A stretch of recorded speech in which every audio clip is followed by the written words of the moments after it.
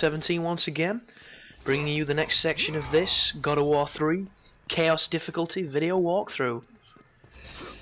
And run across here to the right straight away, because you're going to get some lovely orbs to put you on. But as you move to the left, it's going to spawn a fight with these fellas with the giant stone hammers. And they're not that difficult, but they hurt like a motherfucker when they hit you. And unfortunately, our life isn't very high, so you're gonna get dicked if you don't fight careful enough. The good thing is, every attack they do can be blocked, so you can stay in the pocket, knock the tits off them, and block everything they do. And as soon as you see an opening, just start wailing away. But don't get too overzealous, or they will fuck you up really quick. So as you can see, just block, parry, counter if you want, but just stay as safe as you can. They generally do those 3 attack bursts from close, so you can beat them up. And if you stagger him like that, he'll always do a swing to come back. But as soon as you see the circle, you've killed them, and they're not too bad. But this fight can take a couple of tries if you're not used to fighting them, so just be careful. And when there's just one of them, as long as you don't make any mistakes, they're generally pretty easy. And as you can see, I stay as close as I need to be. I beat them up. As soon as they swing, I block. I just repeat ad nauseum and kick their ass. And I advise you get used to fighting these guys, because they pop up a few times and the strategy is the same every time. It's just they get slightly harder to kill. And then immediately after, there's a couple of these dudes and another one. So just, I'd clean out all the little stragglers first before you focus on Mr. Hammerman. And I do that by doing the square square, triangle. And then once everything's dead, just focus on this dude, just beat his tits off. And they do telegraph every attack, because they're a big old lumbering dude, so he swings it like a big old lumberjack before he comes down on you, so you can definitely see when he's going to attack. And this fight would be fucking ridiculously hard if he could grab you when you were blocking, but because he can't, it's just no, easy, fair. Not fair on him, fair on us. And once you've finished admiring the big old vista, smash those pots and progress on to the next challenge. So here we go. And I thought I was going to be able to shimmy along this ledge, but then I realised I have to jump down. So glide down with your Icarus wings. If you fall, you will die, so be careful. Pardon me, excuse me. And there you see there's a live chest.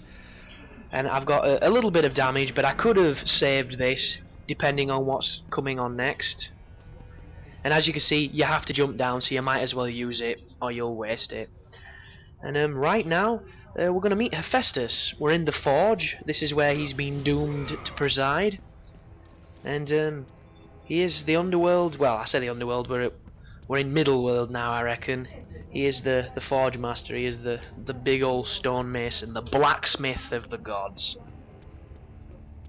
And he's an interesting character, this dude, because he's big as balls. He's got a really sexy wife known as Aphrodite's.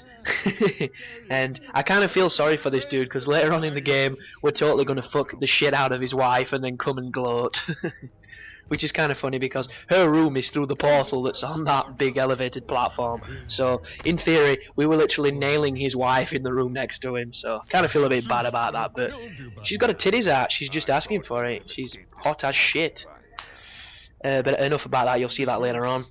And yeah, he's a big old bearded dude with a milky cataract. And he's a schemer. I'll say that much. But he does help you, and I really should have trimmed this cutscene out, because the guy likes to fucking chinwag. I seek the flame of Olympus. So there he goes. I seek the flame of Olympus. I am angry. Do you know of the flame? But he's got a dynamite goatee, so it makes it totally worth it. As Vin Diesel proved in A Man Apart, you can go as bold as you want as long as you're rocking a dynamite goatee. Neither God nor man can touch its lethal flame. So he's just doing his thing, and we're listening to him jabber on.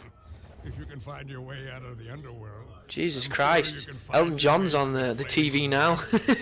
Speaking about how he's just had a, well, I say he's just had a kid, he's just had a fucking kid made in a lab. But his eyes are red as balls, so I'm assuming he's been crying.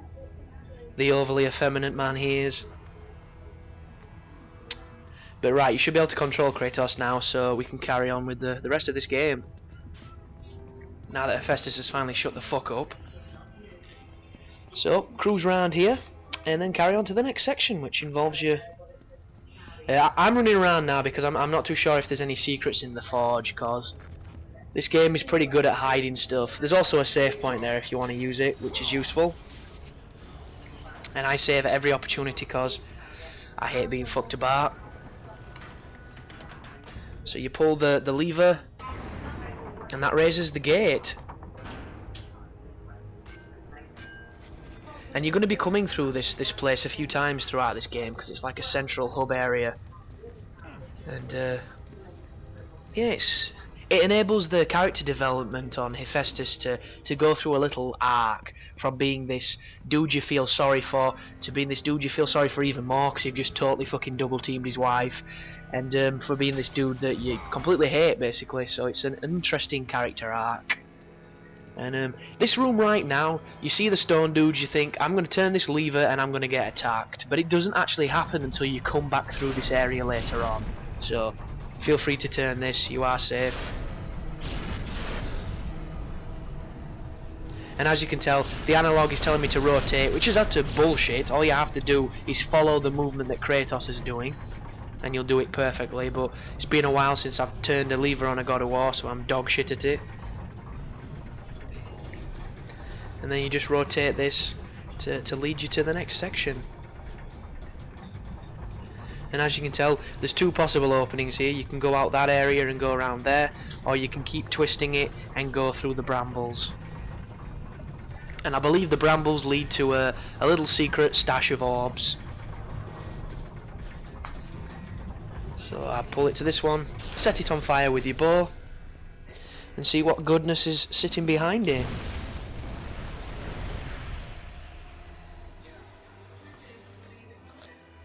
And I think it's a corner full of dogs. Oh no, sorry, this is the way you're supposed to go. So go back onto the rotating platform and rotate it to the other direction. And you'll probably get a nice little secret stash of orbs. My bad. You see, I'm a motherfucker for that. I am the guy in games that intentionally goes out of his way to go the wrong way to find secrets, but inadvertently goes the right way. It's a goddamn curse. You're the ghost of Sparta. So here's Pandora again, and I'm going to be skipping the cutscenes. So the general thesis of the Pandora character is she reminds Kratos of his daughter that he inadvertently murdered or failed to protect. I'm not a child, Kratos. So he sees redemption in her character and he tries to save her, and the more the other gods tell him not to go and see this child, the more he wants to, because it's kind of the whole forbidden fruit thing. And it unravels in an interesting way towards the end of the game, but I'm not going to spoil any of that shit. And right now we're getting the Rage of Sparta, sorry. And what this is, if you played God of War 1, it's Rage of the Gods, where you turned into like the fucking Trojan dude with the big feather hat and helmet and just went nuts with blue electricity. If you've played God of War 2, this is the Rage of the Titans, where you were completely covered in shit and you were like on fire and you went nuts. Well, in this game, there's colour correction to the shit, so it goes all red and white, red and grey, and you pull out the Sword of Olympus, which, if I had the Sword of Olympus, I think I'd pull it out more frequently than when I'm going batshit crazy in some kind of frenzy. I'd use it all the time. And a little funny side note here. After this, I actually try and equip the sword because I think I have it to use, because I've forgotten that it's only used when you go into the rage mode. But yeah, your meter's on the right, it's the flaming upside down symbol, or whatever that fucking is, some crazy symbol. And it powers up by attacking enemies. And when you push both the analogs in, it will activate it, but be careful because it consumes 1/3, so if you activate it by accident, it can really fuck you up.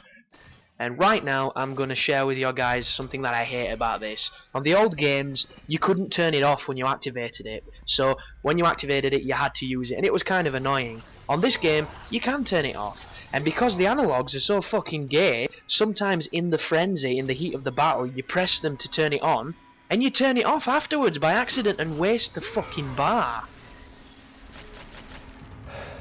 And that's a big breath because it makes me really mad. But we're coming to the end of this video, guys, so I hope you're enjoying it, I hope you keep watching it, and I hope you stick with my channel, because regardless of how big it grows, and I hope it grows fucking big, I'm gonna value all of you. So, you take care now.